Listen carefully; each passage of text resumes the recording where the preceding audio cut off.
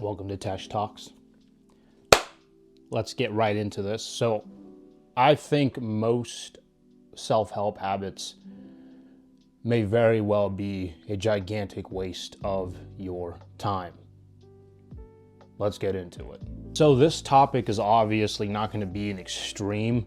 I understand that there's a lot of self-help habits that can truly be helpful and have been proven through science to be very helpful for people. But I think there's a gigantic main concern, which I'll sort of group together at the end, that a lot of people do not consider when they are taking upon one or more of these habits. All right. The first one I want to start with is meditation.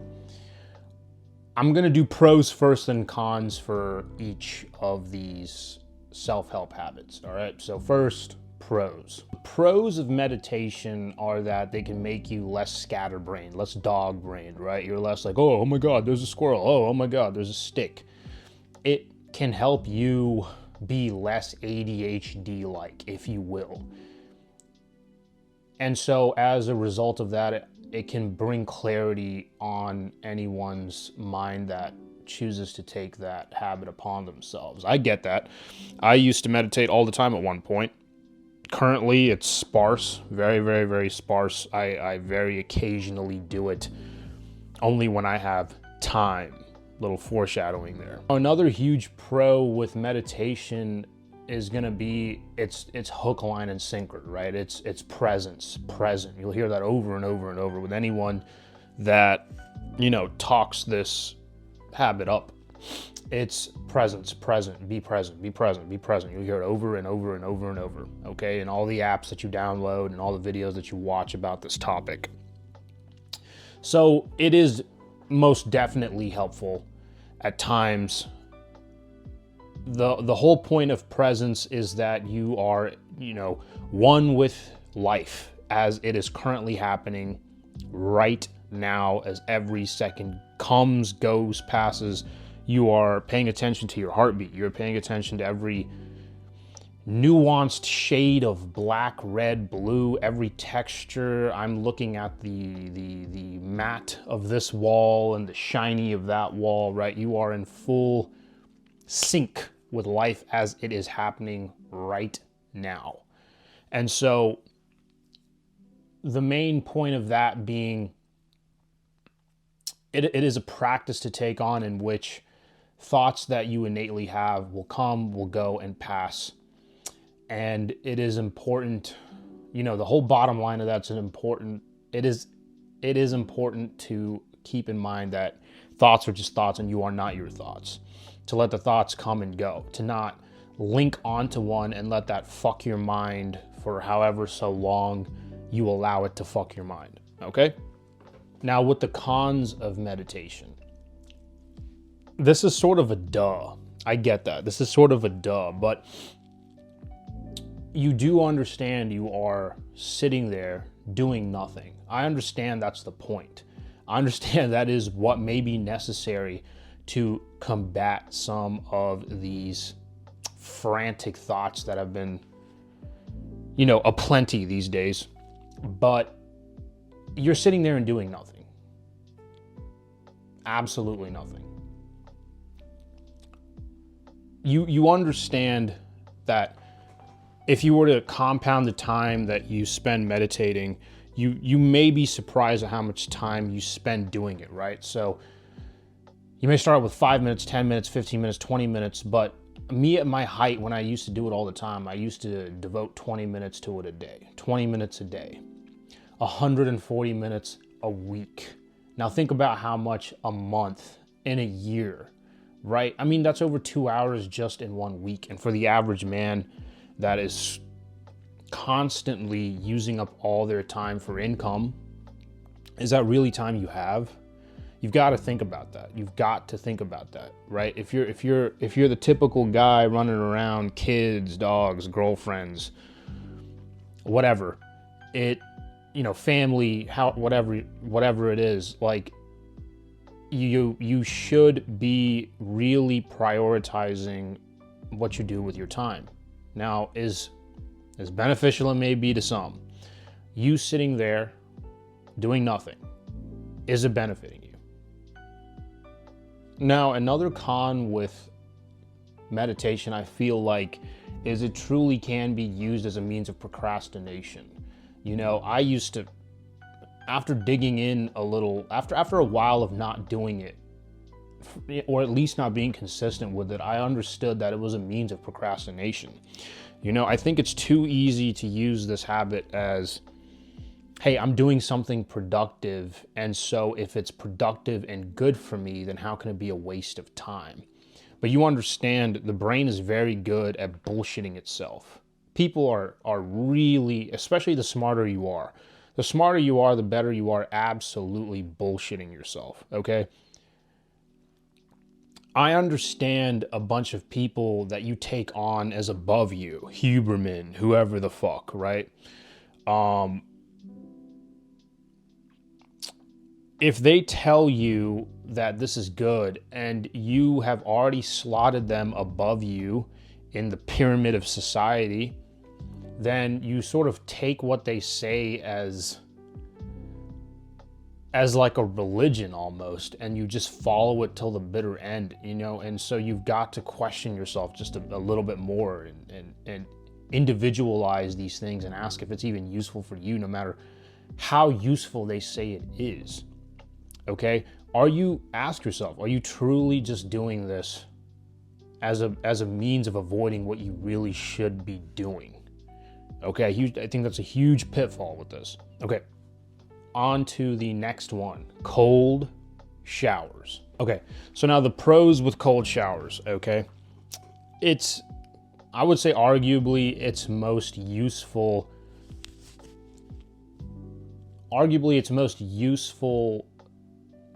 benefit is that you can build mental resilience doing cold showers and cold plunges all the time, because you are essentially fighting your own mind and the constant need for your mind to be comfortable all the time. So your body and mind, your mind basically just want to say, hey, no, be comfortable, be warm.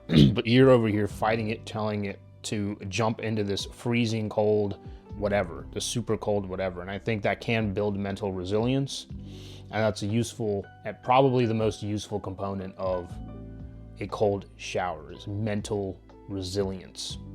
Now, another pro of cold showers is its physiological effects on you. It has a vast increase in dopamine, you know, Huberman videos and whatnot. You can definitely go look up videos on this.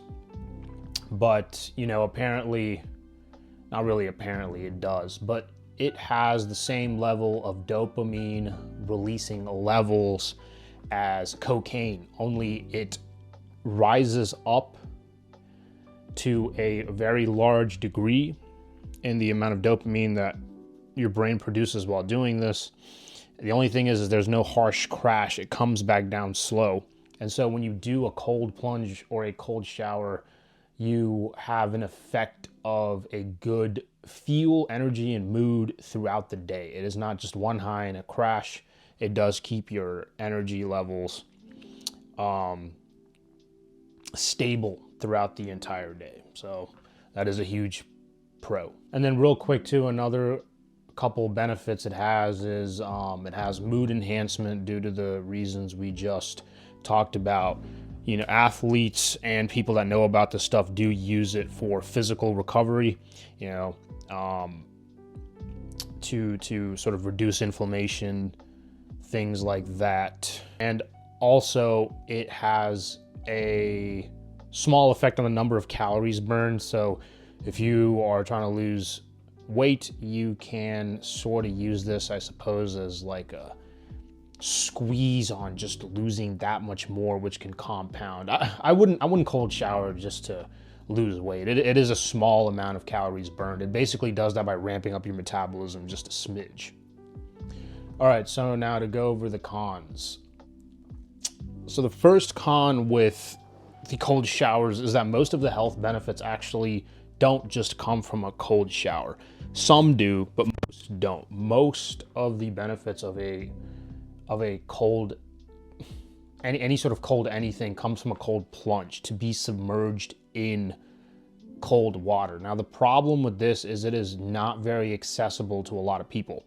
If you like own a house or you're renting out a property and you have a backyard where you can set up a little pool and do this on a consistent basis, then good for you. But a lot of people live in busy, booming cities, or you live in an apartment, and where the fuck are you going to set up a pool to submerge yourself up to the neck in this cold water? And another issue with that is that it needs to be cold, right? Duh. How are you going to do that? You know what I mean? I've seen methods where people will go freeze water bottles to use as a sustainable source of keeping their pool cold. So instead of constantly running out to the store and buying ice, or just buying shit tons of trays of the molds for ice cubes and dumping ice cubes in there, your only option is to do something where you can constantly freeze like water bottles and throw it in the pool before getting in to make it colder. Or you can buy a pool that has, it's an electronic one, so it has the ability to circulate the water so it doesn't become stagnant and you get used to it. Like there's different methods. The thing is you got to ask yourself if it's worth the mental gymnastics you may put yourself through to commit to this habit, because you may not even have the means. Okay, the two things you got to worry about is a pool itself, like a container you can get in, and keeping that water cold, which if you're using a not fancy tub, then there's the problem of finding a way to keep it cold, or having the money to buy a tub that keeps itself cold, right? Like it's to a degree, it's a hassle unless you have a good setup for it. And I don't think people that don't have the means to do it quite yet should burn themselves out in their mind for this, essentially. So another con of cold showers and cold plunges is that it directly opposes the first pro, which is mental resiliency, okay? So bear with me here. I'm just going to read this off real quick. Sometimes one skill in one area of life doesn't always pour into another. Just because you've mastered the ability to throw yourself into cold water doesn't mean you've mastered the ability to be able to walk up and talk to a girl. But hey, placebo is a hell of a drug. If you think it will make you stronger in all facets of life, then it does. So just because you're good at making yourself go into a cold water, I truly believe that you've just built a skill of throwing yourself in cold water. Okay? Throwing yourself in cold water does not mean you're now good at making money. It does not mean you're now good at managing your schedule and becoming more time efficient. It just makes you good at that one thing. Now, I think a portion of that mental resilience and just having that as a raw sort of ability, it does sort of help with that, you know? But honestly, if you're doing this because you think it'll make you good at a bunch of other stuff, I think you're doing it for the wrong reasons. If you're gonna do cold plunge, I think you should do it for the mood enhancement, the slightly enhanced physical recovery, and those more physiological reasons, as opposed to you think that mental resilience will bleed into other areas of life to a point where it makes you good at other things. I think that's a pitfall you can easily fall into. All right, the last self-help habit we are going to discuss here is journaling. So now, a pro to journaling. One of the pros to journaling is that during times of absolute fucking chaos in your mind, sort of dumping the things out in your head can be helpful. Essentially, if your mind is bouncing around quite erratically, you may want to sort of just, you know, mentally, spiritually, if you will, just throw it up onto a piece of paper. So the things in your mind have gone from the mental realm into the physical one. And now sometimes it's helpful because if you have a thought, an idea that may be useful to you, then you're not going to forget it, because erratic thoughts, some that may be useful, you may easily forget, and it could have been helpful or a fucking $1 million idea. You know what I mean? So it's helpful in that regard. Directly leading off of what I just said, basically a huge reason on why it's so helpful is because you're basically listing things. You're listing things. So when you go out and have these ideas, when you go, or you know what, like just say, oh fuck, I gotta grocery shop. Oh yeah, dude, I've got to go to that fucking class again. Oh yeah, and you're just bouncing off every fucking day. Like, just write it on your fucking phone real quick. Just make it into a little list on your phone and check it off as you go real quick if your mind's that frantic. So essentially you've created a list, and now all those, since you have 10 things bouncing around in your mind, you don't have to remember it, and that frees up a little space in here because it's out in front of you on your phone or a piece of paper. So it can be helpful that way if you've got a frantic day. Now to move on to the cons of the journaling. I think one thing that can come of journaling that may be a bit unproductive is a continuation of just complaining and writing down how you feel onto, your laptop or a piece of paper. I think this becomes unproductive because it essentially just begins to waste your time when you've created a habit of sitting down and journaling. Now, say you've had a hectic day, like I mentioned, and you've essentially created a list and gotten those things done. Say you're really having a crazy time in your life and you've dumped everything out. And when things smoothen out, if you've now made a habit of journaling and told yourself you have to do it for a set amount every single day, you understand a journal can get kind of repetitive on days where just nothing's happening and you feel like you had to write something down, right? And so that can essentially become a waste of time, because if you have nothing to do and all the things you need to do or want to do are done, then why the fuck are you sitting down for like 20 to 30 minutes just writing shit? Oh my God, yesterday Stacy was like such a bitch and Stan like fucking stood me up. Like, okay. And you know what I mean? So it's weird how every con is a direct opposition of a pro. But you need to keep that in mind, You may not need a journal every single day, okay? Again, just like meditation. How much have you journaled? How much time have you spent doing it? Was it even useful? Has it gotten you anywhere you wanted to go? Or are you just saying, dude, I'm journaling and someone online told me it's good for me, and so I do it, and it can't be a waste of time because it's good for me? I don't know, man. Is it? And so to come to the conclusion on this, listen, the people telling you this, the people giving you all of these things, you understand, well, a lot of them are marketing it to you to make money off of you. And I don't mean to put that in a bad light. They're still offering you value for funds, right? They're offering you value or something that might help you for money. Of course, there's nothing wrong with that. But you understand that they have to market, right? Like, Sam Harris has to fucking market meditation. Like, that's his fucking thing. He's not going to go back on it now or tell you anything else. He's baked it into his ego and his identity. So now he's going to make an app and sell that to you. Okay? So my point with that being, a lot of these people that gas these things up and tell you to do them all the time and how helpful they are, you understand they've already made it in life. If they wanted to fucking just get on a fucking plane and go to Guatemala, then they can. If they want to clear up their schedule and have a couple days off, they can just do it. They really can. The people that are telling you this are a whole different place in life.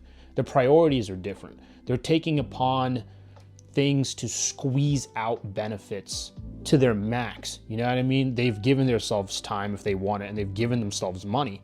So now they can meditate to get a little better. They can journal to get a little better. You know what I'm saying?